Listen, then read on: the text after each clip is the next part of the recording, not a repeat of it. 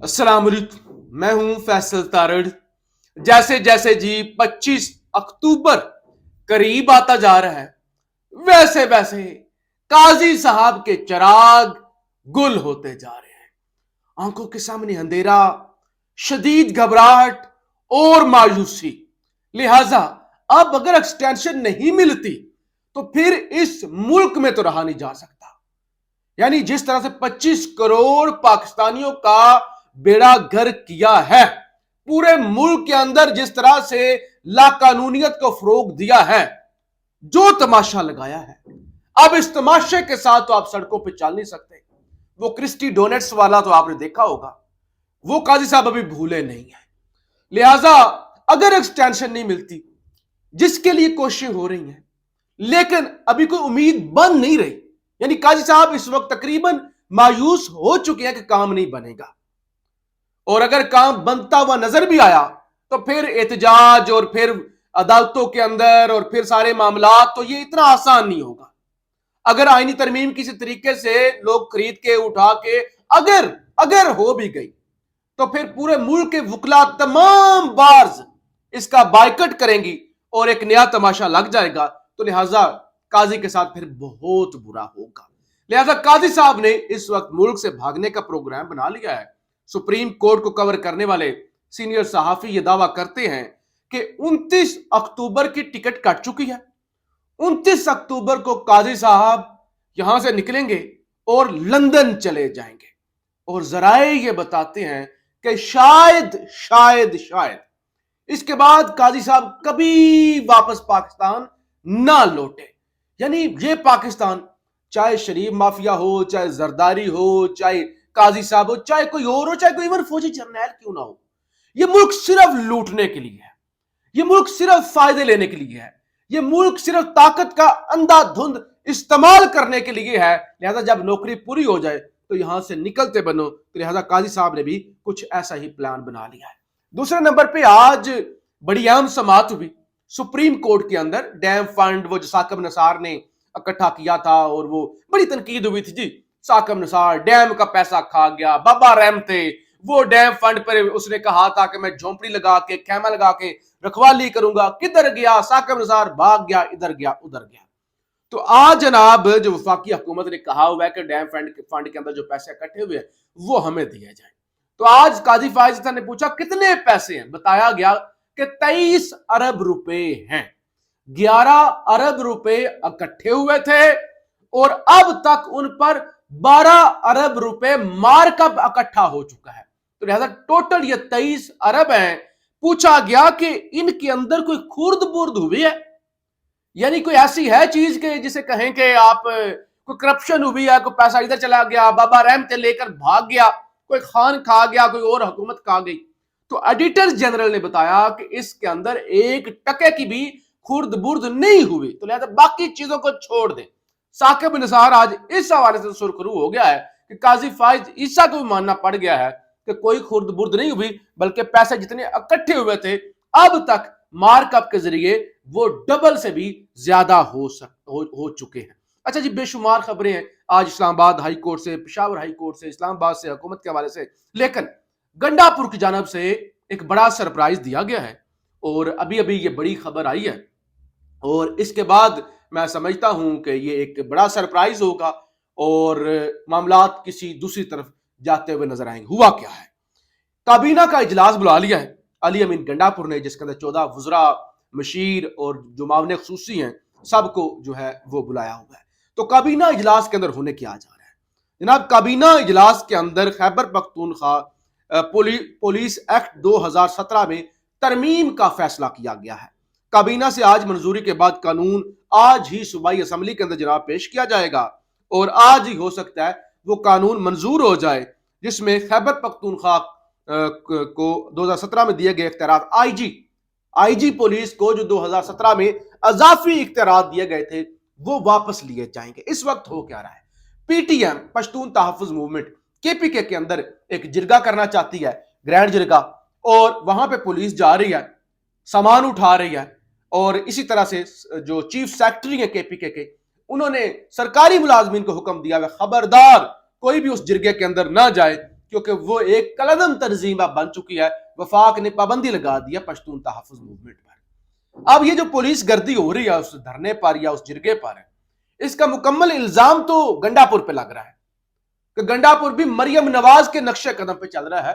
ویسے کہتے ہیں وفاقی پولیس, آپ کی اسلام آباد پولیس, پنجاب پولیس, تو گنڈا پور کی پولیس بھی تو اب وہی کام کر رہی ہے نا, تو لہٰذا بدنام گنڈا پور ہو رہا ہے. دوسرے نمبر پہ وفاقی حکومت نہ آئی جی تبدیل کرنے دیتی ہے, نہ چیف سیکرٹری تبدیل کرنے دیتی ہے گنڈا پور کو. لہٰذا گنڈا پور اب چاہتا ہے کہ ان کے اختیارات ہی کم کر دیے جائیں اور وہ اختیارات حکومت کے پاس رکھ لیے جائیں. آئی جی جو کہ وفاق کا ہے اس کو کمزور کر دیا جائے. تو لہٰذا یہ ایک اب تک کا بڑا سٹیپ ہوگا جو گنڈا پور حکومت اٹھائے گی وفاقی حکومت کے خلاف بھی اور وفاق کے آئی جی پولیس کے خلاف بھی. اس سے لگتا یہ ہے کہ گنڈا پور نے بھی ٹٹ فار ٹیٹ کرنے کا فیصلہ کر لیا ہے. پھر آج جو سکندر سلطان راجہ کے ساتھ الیکشن کمیشن کے اندر ہوئی, یعنی وہ اسلام آباد کے 3 حلقوں کی تبدیلی کے حوالے سے الیکشن ٹریبونل تبدیلی کے کیس تھا اور سکندر سلطان راجہ سماعت کر رہے تھے, وکیل فیصل چودھری دلائل دے رہے تھے, اور ایسے ہی کوئی بات ہوئی, کوئی آرگومنٹ ہوا تو سکندر سلطان راجہ اونچی آواز میں بولا, آپ مجھے ڈکٹیٹ کرنے کی کوشش نہ کریں, آپ مجھے ڈکٹیٹ کر رہے ہیں کہ جو ہے وہ انجم عقیل آئے ہیں یا نہیں آئے, یا ان کی ترمیم شدہ درخواست, یا ان سارے معاملوں کے اندر.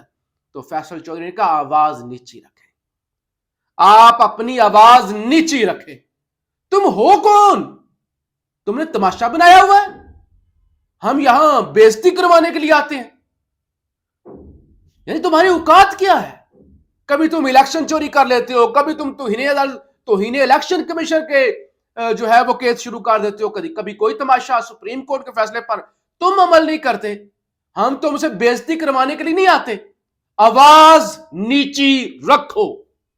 تو لہٰذا یہ بھری عدالت تھی, میڈیا بھی تھا, اور اس کے بعد سکندر سلطان راجہ چیں چوں جو ہوتا ہے نا آواز بھی نہیں اٹھا سکے, اور سماعت 14 اکتوبر تک وہ ملتوی کر کے چلتے بنے.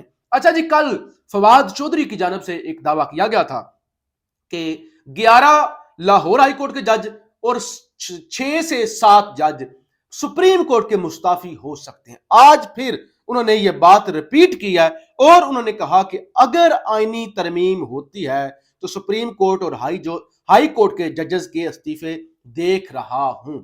انہوں نے کہا میں اپنی بات پر قائم ہوں, اگر آئینی ترمیم ہو گئی, اگر یہ عدلیہ پر شب خون مار دیا گیا تو پھر استعفے آئیں گے, 17 سے 18 ججز کے استعفے آئیں گے. اور اس سے پہلے میں آپ کو بتا چکا ہوں پاکستان بھر کی تمام چھوٹی بڑی بارز ان آئینی ترمیم کو ریجیکٹ کر چکی ہیں, اور اس وقت تقریباً پاکستان کے تمام ہائی کورٹس کے اندر, تقریباً پانچوں ہائی کورٹس کے اندر ان ترامیم کے حوالے سے, ان کو کالعدم قرار دینے کے حوالے سے, ان کے مسودے سامنے لانے کے حوالے سے جو ہے وہ درخواستیں بھی دائر ہو چکی ہیں. اچھا جی, اس کے علاوہ مصطفین کاظمی پی ٹی آئی کے وکیل جنہوں نے قاضی صاحب کے سامنے جسارت کی تھی, انہیں جعلی چیف جسٹس کہنے کی, فراڈ عیسیٰ کہنے کی, ان کو اس کے بعد اٹھا لیا گیا, تشدد ہوا, 4 روزہ جسمانی ریمانڈ ملا, اور پھر کل انہیں عدالت میں پیش بھی نہیں کیا جا سکا, اتنی ان کی حالت خراب تھی. آج ان کو ضمانت مل گئی ہے, لیکن انتظار حسین پنجوتھا جنہوں نے پٹیشن موو کی تھی جسٹس سمر رفعت امتیاز کی عدالت میں کہ عمران خان کی ملاقاتوں پر پابندی لگا دی گئی ہے, توہین عدالت کی گئی ہے, تو ان کو اٹھا لیا گیا ہے. یعنی اٹھایا گیا یا نہیں, لیکن وہ غائب ہے.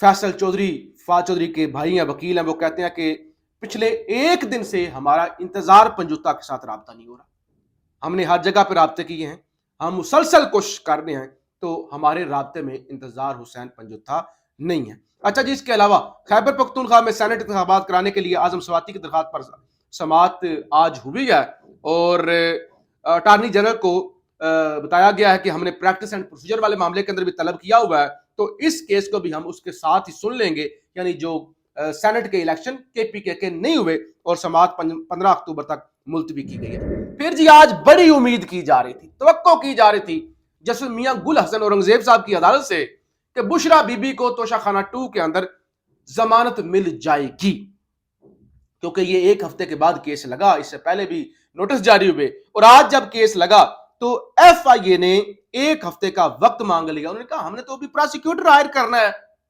ہم نے تو وکیل ہی نہیں کروایا, تو لہٰذا ہم وکیل کروانا چاہتے ہیں, ہمیں ایک ہفتے کا وقت دیا جائے. جس پر جسٹس میاں گل حسن نے کہا کہ ایسا تو نہیں ہوگا, ایسا تو نہیں ہوگا, اتنا وقت تو آپ کو نہیں دیا جائے گا. جب آپ کو نوٹس جاری ہوئے تھے اس وقت ہی آپ کو وکلا کرنے چاہیے تھے. تو بہرحال اب میاں گل حسن اورنگزیب صاحب نے کل دلائل دینے کا حکم دے دیا ہے, اور جو جسٹس سمن کے پاس آیا تھا کیس خان کے ساتھ ملاقاتوں کے حوالے سے, تو اس پر بھی انہوں نے نوٹس جاری کر دیے ہیں. انہوں نے کہا بظاہر یہ مجھے توہین عدالت کا کیس نہیں لگتا, پھر بھی میں نوٹس جاری کر دیتی ہوں, اور پھر ہم اس پر پوچھ لیتے ہیں حکومت سے کہ کیوں عمران خان کی ملاقاتوں پر پابندی لگائی گئی ہے. اس کے علاوہ ڈی چوک کے اندر احتجاج کے حوالے سے بھی تحریک انصاف کی 9 خواتین کارکنان کی ضمانت 30-30 ہزار مچلقوں کے عوض منظور ہو گئی ہیں. اس کے علاوہ جی لاہور ہائی کورٹ کے اندر بھی آج ایک انتہائی اہم درخواست پر سماعت ہوئی ہے, اور یہ درخواست تھی سپریم کورٹ کا فیصلہ اس پر عمل درآمد نہیں ہو رہا. پی ٹی آئی کا مخصوص نشستیں دینے کا اعلان ہوا تھا, اس پر عمل درآمد نہیں ہوا, لہٰذا اس پر عمل درآمد کروایا جائے اور پی ٹی آئی کو مخصوص سیٹیں دینے کا اعلان, یعنی اس جو سپریم کورٹ کا فیصلہ ہے اس پر عمل درآمد کروایا جائے. اس حوالے سے لاہور ہائی کورٹ کے اندر سماعت ہوئی. عدالت نے تمام سیاسی جماعتوں کو جو ہے وہ نوٹس بھیج دیا ہے, اور الیکشن کمیشن کو بھی نوٹس بھیج دیا ہے, اور جسٹس رحیل کامران اور شیخ منیر نے یہ سماعت کی ہے. اور آگے چل کر آپ دیکھنا ہوگا کہ لاہور ہائی کورٹ کا یہ 2 رکنی بینچ اس کیس کے اندر کیا کردار ادا کرتا ہے. پاکستان زندہ باد.